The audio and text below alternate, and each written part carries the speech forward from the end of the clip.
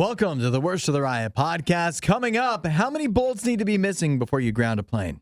Also, a Walmart worker who cares way too much about her job and more on the Worst of the Riot podcast. You won't hear a show like this anywhere else. And that's probably for the best. The Worst of the Riot, Radio U. Oh, I am the type of guy that admires people that stick to their principles. They have like the belief and they don't compromise on it. I feel like in many instances we could use more of that. People that are like, no, I actually really want to stick to this thing. In theory, I like that. But then in practice, you see this. A woman who has made clear she is a vegan, and at her wedding, she will not invite anybody that is a meat eater, no matter how close they are to her, because she doesn't want to have the weight of murderers being at her big day. Murderers? That's a pretty drastic accusation there. Yeah, that sounds pretty dramatic. A little aggressive even. It's a pretty common thing. Accusational. To eat meat.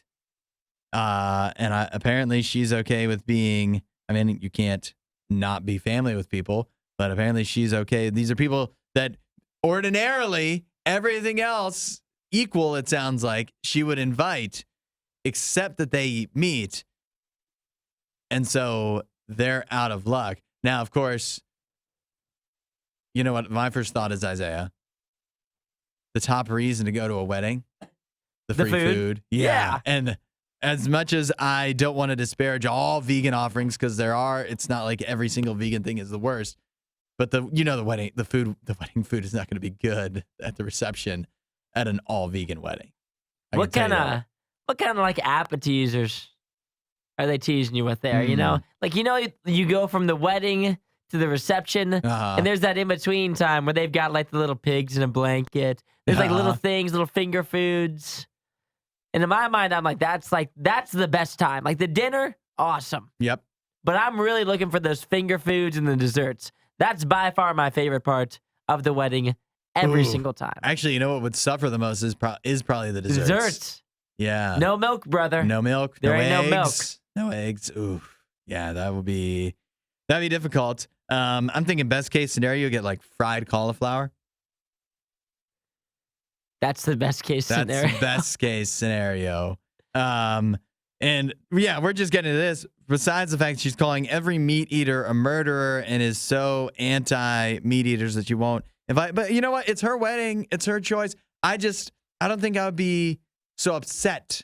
If this is her attitude, then let her do that. And I hope she has a lot of vegan friends. And I also think as well, I think that you could still invite everybody. Mm-hmm. Like, that she has family members that eat meat. Of course. Has to. And so maybe it would even be wild if you just invited them and let everyone know, just so you know, it's my big day, so everyone's going to eat vegan. Yeah. Everyone's going to eat salad or whatever. I don't know what the vegan diet is, but if you were like, hey, do you want to be at my big day, but if you come, you have to eat this, that would be crazy to do. Because obviously, for most people, you have like a vegetarian option at your wedding. But if you wanted to not have a meat option, that's fine, I guess. But you would still invite like your uncles and grandparents and your dad. It is kind of, let's actually think about this for a second. I mean, if this is your line of thinking, does that mean that every person that you invite to your wedding, like you're taking all of their foibles, their little qualms, their skeletons in the closet, you're taking that all on yourself? You know what I mean? Because there's other bad things that people, even if you think eating meat is a horrible thing to do, there's other bad things that people have done that those vegans that you're inviting to your wedding have done. Are you taking those? What about the weight of that? What about the weight of the speeding ticket that that old Johnny got? Yeah, right. You want the weight of that? Yeah, that is. Or do you draw the line at murder? Maybe murder's the line. Yeah, it's just killing animals. And yet again, I'm just like, it seems as if it's your big day. Celebrate however you want. But if you're worried about this, you're going to have the most stressful wedding of all time. Yeah. Because this should be the least of your worries on that day. Whereas if you're freaking out about what everybody's eating, I mean, there's no chance that you're going to make it through the whole day without completely losing your mind. Now, can I say, again, a little admirable that she's sticking to her guns so much, but also crazy. Yeah, like if I said no vegans at my wedding, that would be wild. I would feel very bad. My mom would never allow that. Add a little riot to your Instagram feed. Follow @RadioU Official. The Riot. Radio U. A tough time for planes as of late. Not only do you have the whole Boeing Alaska Airlines controversy, now you've got this flight that was supposed to go from Manchester in the UK to New York City. This flight was on Virgin Atlantic. It was an Airbus A330. I guess that's a different brand of Airbus is different from than Boeing, right? I assume so. And this flight was delayed. It was grounded before takeoff because a traveler from the UK named Phil Hardy, sitting near the window, noticed what seemed to be some missing screws in the wing of the plane. And he makes it like, I'm a pretty good flyer, but my partner, she was really freaking out about it. She was getting a little more nervous. So I just said something to the flight attendant just to be safe. And sure enough, the flight was grounded so they could get a maintenance crew up there and take a look at it. They did eventually wind up making their way to New York City, I think on this very plane, but not before some kind of engineer got up there and tinkered around with the wing to try to deal with those screws that seemed to be loose or missing. So they were in the air. She notices. He tells flight attendant. They land. Screw them in. Take off again. Don't think that it had taken off yet. Oh, okay. It was still on the ground. Hopefully that wasn't too big of a delay then. Yeah. But how many people, think about this, how many people would not have pointed this out? Me. Exactly. You'd be like, yeah, they know what they're doing, right? Yeah. Even now, even after these controversies that have happened, these tragedies and these big mistakes that have taken place, you'd still see that and you'd be like, yeah, I probably, that's right. It's probably meant to be that way. It'll hold tough. Now, like the explanation after the fact is, yeah, that's just like a secondary panel for aerodynamics. So it actually wasn't that important. It's not like that would bring the plane down. And it says that each of these panels has like 120 fasteners. Mm-hmm. So those like 4 missing pretty much do nothing. Yeah. So, I mean, really, it all was a delay for pretty much nothing. But then again, you wonder if those things go missing, like how many have to go missing before they're like, all right, time to get up here, the screwdriver. Somebody needs to deal with this. How many? Because that's an answer I would like to know. Apparently, what is this, about 4? 4 not enough unless somebody points it out. 6? Yeah. 15? It's got to be probably like 40. How many should I be watching for before I point it out? I'm thinking, because right here, the big mistake is it was 4 screws in a row that were missing, but there were also screws on each sides of it. So it looks like it's pretty good. Yeah. It's just screwed in there. And that's exactly what the inspector said. He's like, it should be pretty good. It should be solid. You guys don't have to worry about it. Let me know when like 20 more of these go. If the whole row's out, yeah, then that's different. And still, that'll just be this little panel will go away. We'll buff it out. Yeah, exactly. I mean, you guys have no idea how many things fly off the plane as you're going. Yeah, that's right.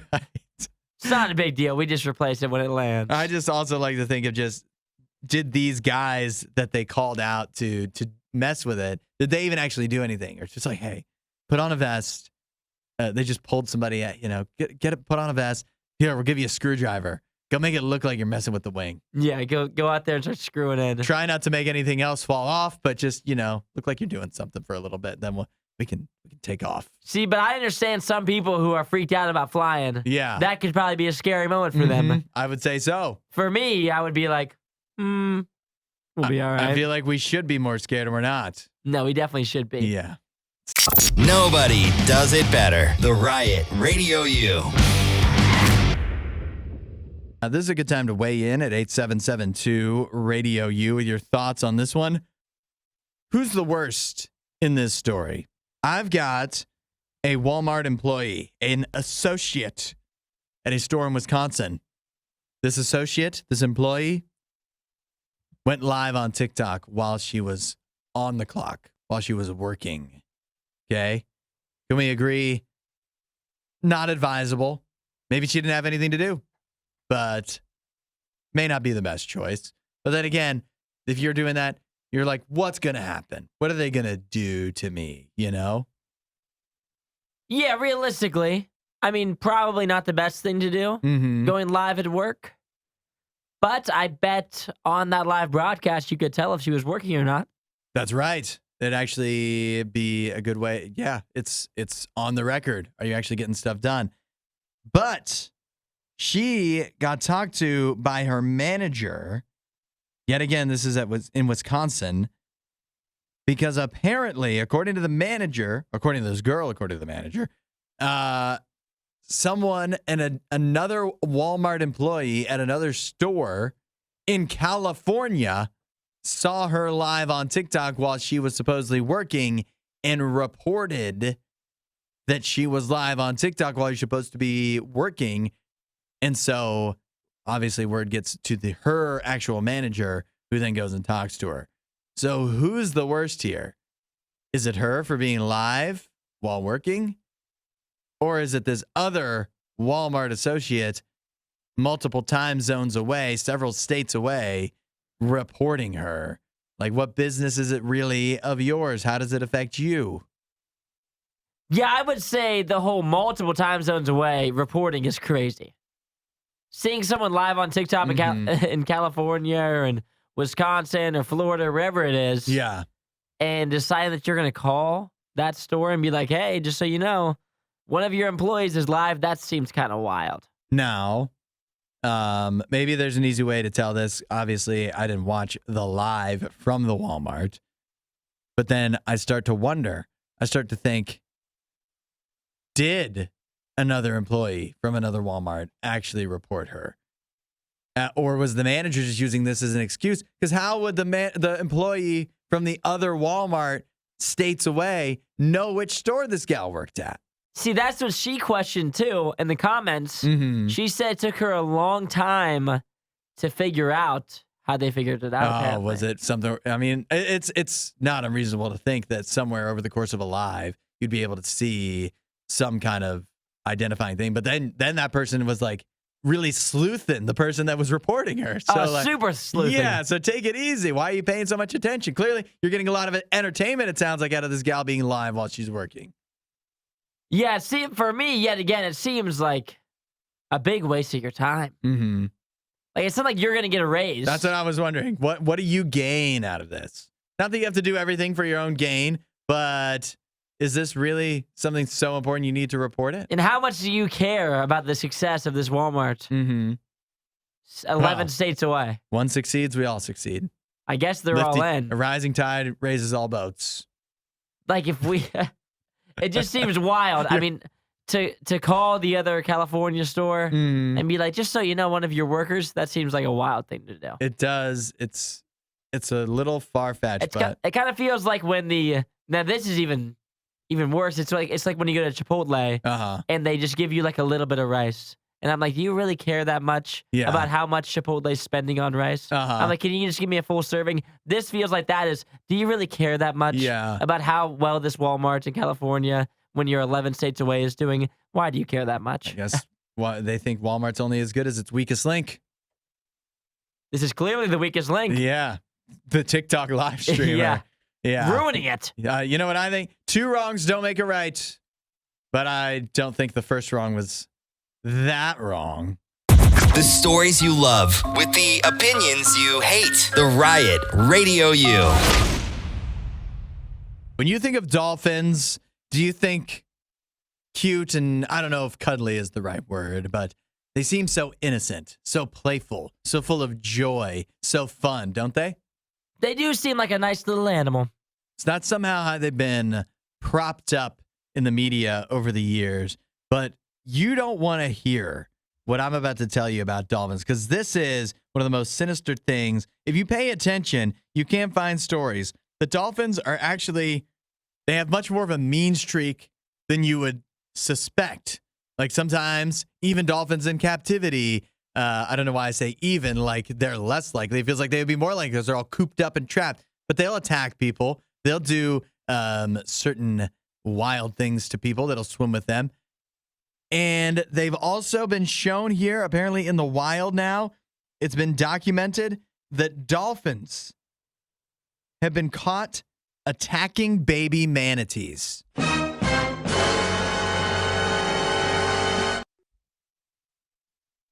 Like killing? Are we talking killing or attacking, bullying? Where do we draw the line? I didn't want to bring in the K word to it. Murder? But it is. Yep, murder. Mm-hmm. Manatee slaughter. You know, like manatees have to hate dolphins still. Because like everybody would prefer a dolphin over a manatee. Yeah, They think that, like if you're going to swim with the dolphins versus the manatees, if I gave you the option, everyone's picking the dolphins. Yeah. Let's not lie. What is a manatee but a slow, fat dolphin? But they have to despise the dolphin. Like, oh, you think the dolphin's so great. Yeah. They're actually jerks. They are jerks. That's what I'm saying here. This isn't the first type of animal that dolphins have been caught killing for fun and not for food. But just to be clear, these baby manatees, they're not killing them so they can eat them. Although it says here, clearly it's not for food. I don't know. I also think if manatees weren't endangered, they look like they got a lot of, like maybe blubber tastes good, you know? Like maybe all that manatee, I don't know. I feel like it might not be the worst tasting animal, but dolphins are not killing him so they can eat them. They are just going after them just for the pure fun of it. And it's not even like, I don't know. Dolphins must have a clearly different mindset because for humans, I see the idea that like if you can bring down an animal bigger and like challenging, like a big, strong, fast, agile predator type of animal, there's some kind of like, there's something to that. I understand why some people might be drawn to that, but it's dolphins. They aren't even challenging. Like this is not a challenge. It's a manatee, slow, unassuming, not bothering anybody. But it's not even a manatee. It's a baby manatee. What is the point? Yeah, killing the children. I mean, I'm always against killing the children. Mm-hmm. You can't be doing that for the dolphins. But this is just another way that the dolphins look in such a good light. Mm-hmm. When you look online, when you watch the TikToks. But in real life, all these animals are killers anyway. It's just nature. I mean, I guess I don't know how upset you can truly be. How mad can you be? You can't. But dolphins what also, are we going to start prosecuting dolphins? We can't do. I mean, it's not a crime what they're doing. Dolphins eat a variety of fish, squid, shrimps, jellyfish, and octopi. Doesn't list manatee there. Yeah, they don't eat them. Even octopi. Come on, leave the octopus alone. They're smart. Nah, the octopus I don't feel so bad about. You don't? This is Radio U's Worst of the Riot. What's the worst movie you saw this year? Let us know at 8772 Radio U. We'll see if it's up for a Razzie Award. The Razzie nominations were revealed last night. As per tradition, the nominations come out the night before the Oscar nominations, and then the actual winners come out the night before the actual Oscars. Isaiah, you remember the worst movie you saw in 2023? I don't know that I had a worst. I had some highs, I had some lows, but there wasn't one that stood above the rest as a horrible movie. I saw one documentary that I really did not like because the ending of it was just so horrible. Yeah, I don't remember the name of it, but I remember you talking about it. Yeah. Maybe some of these will jog your memory. See if you've seen any of these. The Razzies for Worst Picture of 2023, The Exorcist Believer. Do you remember that movie? Yes, I didn't see it, but that one is all over the Razzies. Yeah, the Razzies definitely hated that one. They just really seem to hate that the Exorcist name continues to be brought up or that they've continued to make movies off of it. Similarly, the Expendables is also up for Worst Picture. Expendables 4. Meg 2, The Trench, Shazam, Fury of the Gods, and Winnie the Pooh, Blood and Honey, all up for Worst Picture. Well, that's what you get for making a Winnie the Pooh that's supposed to be a scary movie. Yeah, that's to say the least. Now, I could go through all of these award nominations for you, but I'll be honest, I'm looking at this list of movies. Isaiah, have you seen any of the movies on this list for worst movies, worst actress, worst actor? I have. Actually, Ant-Man, the Wasp, Quantumania, all over the place here. I just got to that one. That's up for a few awards. That movie was bad, but like worst anything of the year. Come on. I mean, come on. Well, I just said it was bad. It wasn't even bad. I don't think it was bad. I think it was okay. Okay. Do you call into question this? Because this raised my eyebrow. You go through the different categories. They do stuff like this. The Razzies do. Worst prequel, remake, or ripoff, or sequel. Ant-Man and the Wasp: Quantumania, The Exorcist Believer, Expendables 4, Indiana Jones and the Dial of Still Beating a Dead Horse. Does that sound a little like they need to look in the mirror a little bit? Yeah, a little weak. I mean, I get, but that's their whole thing, though. They're the Razzies, man. That's their whole thing. Yeah, but like if you're gonna razz these movies, That's their whole thing. how about like a little bit of wit? How about you really stick it to them in a you want funny to start way? writing for them? Yeah. Start writing for the Razzies. Mhm. Either me or Joe Coy, maybe. Yeah. He might have some better jokes. I don't know. Let us know the worst movie you saw of 2023. 877-2 Radio U. Nobody does it better. The Riot Radio U. This one is a doozy Oh yeah.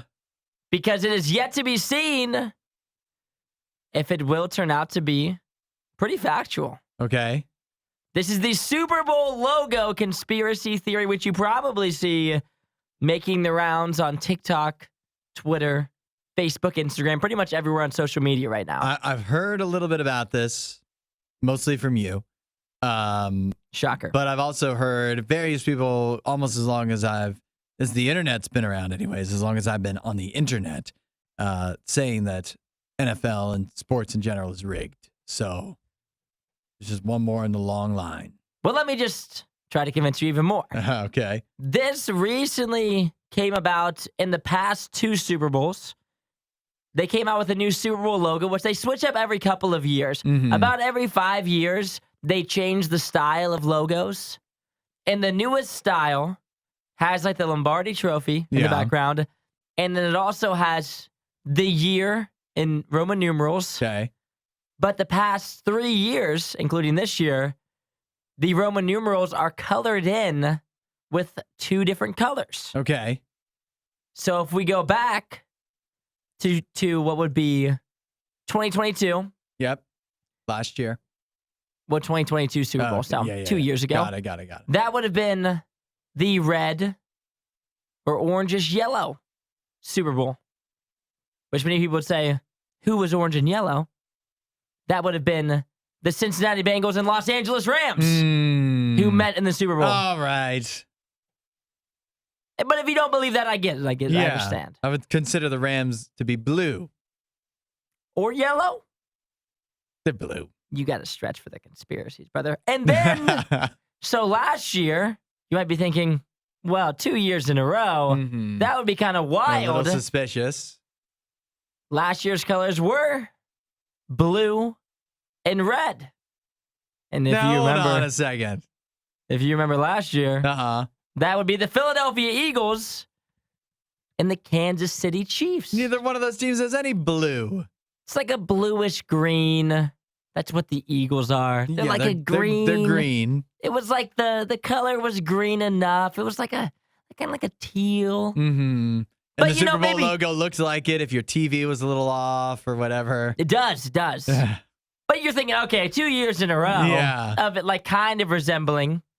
Because obviously the NFL couldn't pick the exact colors of the Eagles and Chiefs. Yeah, got it. Like you want them to pick their logo colors, and obviously we'd all figure that out. It has to be just kind of similar.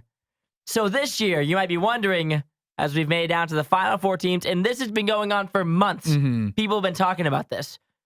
People have been saying, oh, you need to bet on it now. It's already predetermined who's going to the Super Bowl. Because the colors for this year, purple and red. And you might be wondering, who's purple and who's red? Yeah. The San Francisco 49ers and the Baltimore Ravens. The 2 favorites to make it to the Super Bowl just so happen to have the same colors as the logo. But based off of your description, I already know what's going to happen. If it's the Chiefs and Lions, it's going to be like, look, the Chiefs are red, and the Lions, it's kind of purplish, bluish, silver. So you're out. I don't believe this at all. So you're totally out. You think this means nothing? Yes, I do think it means nothing. Well, I'm glad you say that. Absolutely do. Because the 2025 logo has been leaked. Okay. And you might be wondering, what colors have they chosen? I would love to know. You would love to know. Well, it's based in New Orleans next year. Okay. And so the logo that has been leaked has the Roman numerals, and the 2 colors are purple and green. Many people, when they think green, would think the Philadelphia Eagles going back. Yeah. Some would even say the New York Jets, possibly. Oh. Others might think the Green Bay Packers. But if this means nothing, I mean, obviously we don't worry about it. Yeah. All right. Toss You it know what? aside. Maybe actually not so bad of a Oh, you're changing your tune. conspiracy. Yeah. All of a sudden. But would it be worth it to have the 49ers make it if it also meant next year either the Jets with Aaron Rodgers or the Packers make it? I mean, you got a pretty good shot. I mean, of all the teams that are green, I got a 2 out of 3. You're looking pretty clearly good. It wouldn't be the Eagles because they're blue. Oh, I mean, We just obviously, learned. we saw the Eagles colors 2 years ago. That's right. So More it of a has to teal. be. So then we're looking Green Bay Packers or Jets could be the move. Do you believe this conspiracy about the logo colors of the Super Bowl? 8772 Radio U. Is it all going according to the script? Thanks for watching the worst of the riot. Since you made it this far, you might as well like, subscribe, and check out riot.radiou.com for even more riot.